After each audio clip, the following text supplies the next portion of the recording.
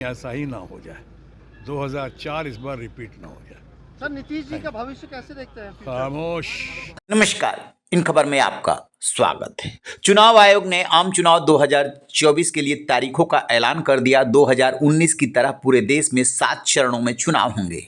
उत्तर प्रदेश, बिहार और पश्चिम बंगाल 3 ऐसे राज्य हैं जहां सभी 7 चरणों में चुनाव है। शत्रुघ्न सिन्हा, जो कि शॉर्ट गन के नाम से मशहूर हैं, वो टीएमसी से आसनसोल से एक बार फिर से चुनाव मैदान में है। बोलते हैं, बेबाक बोलते हैं और निशाना बहुत साधते हैं। बीजेपी 370 और एनडीए 400 पार का नारा दे रही है।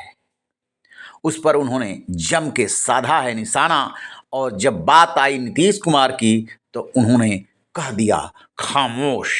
सुनिए वो क्या कह रहे हैं। बड़ी मुश्किल से कैसे कैसे जैसे तैसे करके, चाहे मशीनों के साथ खेला करके 77 पे आए, तो अब 400 पार कर रहे हैं।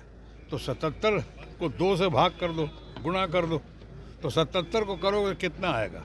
बहुत होगा मुश्किल से। उन्हीं के हिसाब से 150, पौने 200, 200 हमें तो याद पड़ रहा है इस बार।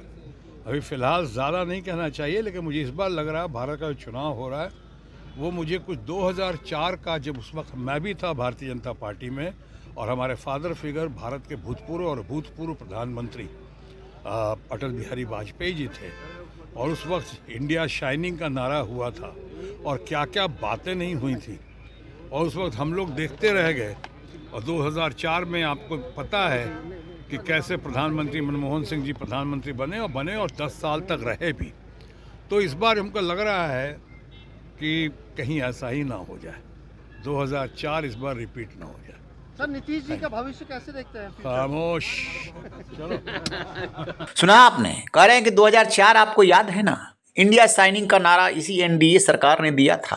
क्या हश्र हुआ था। मनमोहन सिंह उसके बाद प्रधानमंत्री बने, 10 साल तक प्रधानमंत्री रहे। ठीक उसी तरीके से बीजेपी और एनडीए ओवर कॉन्फिडेंस में है। पता चल जाएगा। ये चुनाव चुनौतीपूर्ण है।